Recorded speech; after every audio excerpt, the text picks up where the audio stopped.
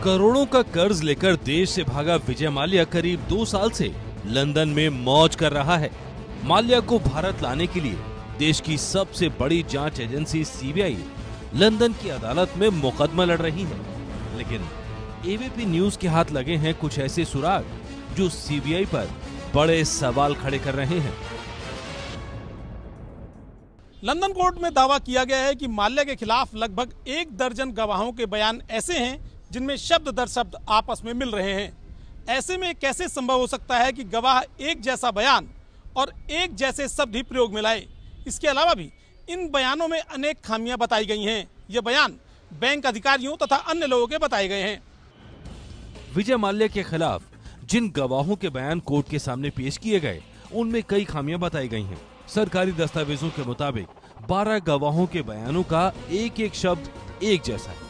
किसी भी स्टेटमेंट में ये नहीं बताया गया है कि बयान किस भाषा में दिया गया है। उससे भी बड़ी बात कि किसी भी बयान में गवाह के हस्ताक्षर नहीं है। सूत्रों के मुताबिक ये बयान धारा 161 के तहत यानी पुलिस के सामने दिए गए हैं। ऐसे में सवाल उठ रहा है, क्या ये बयान विदेशी कोर्ट में मान्य होंगे? 161 के स्टेटमेंटों की कोई एविडेंशियरी वैल्यू नहीं है, अनलेस कि जब तक विटनेस खुद आके कोर्ट में हुए बयानों को सपोर्ट करे, it has no evidentiary value. भारतीय सुप्रीम कोर्ट ने भी अपने एक जजमेंट में कहा है कि धारा 161 के तहत लिए गए बयानों को कोर्ट में सबूत के तौर पर पेश नहीं किया जा सकता। इसके अलावा लंदन का प्रत्यार्पण का रिकॉर्ड भी ये बताता है कि आज तक एक भी चर्चित शख्स प्रत्यार्पित होकर भारत नहीं आया है। माल्या के खिलाफ लंदन कोर्ट में सीबीआई का एक गवाह भी सवालों के घेरे में है। अजमन फ्रांसिस नाम के गवाह को लेकर सवाल उठाया गया है। कहा गया है, फ्रांसिस ने माल्या की कंपनी का वैल्यूएशन नहीं किया, फिर उसकी रिपोर्ट और गवाही को क्यों माना जाए?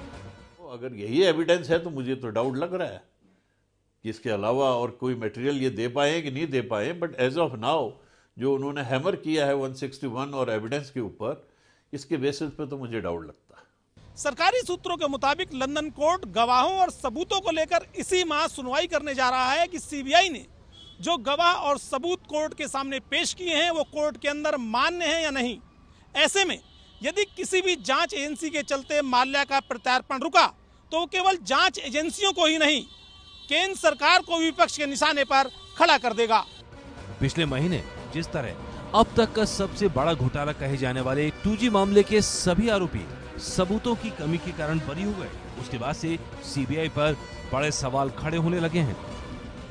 लंदन कोर्ट में सवालों से घिरी सीबीआई का इस मामले पर क्या कहना है, ये जानने के लिए हमने उन्हें ये ईमेल भेजा। हमने उनसे जानना चाहा कि क्या 12 गवाहों के एक जैसे बयानों को लेकर लंदन कोर्ट में सवाल उठाए गए हैं? क्या माल्या के प्रत्यार्पण को लेकर लंदन कोर्ट की जज संतुष्ट नहीं है? सीबीआई ने अभी तक हमें इस मेल का कोई जवाब नहीं दिया है। अलबत्ता सीबीआई के मुख्य प्रवक्ता अभिषेक दयाल ने इतना जरूर कहा कि मामला लंदन कोर्ट में विचाराधीन है, लिहाजा सीबीआई इस पर कोई टिप्पणी नहीं करेगी। Om Prakash Tiwari, ABP news, Delhi.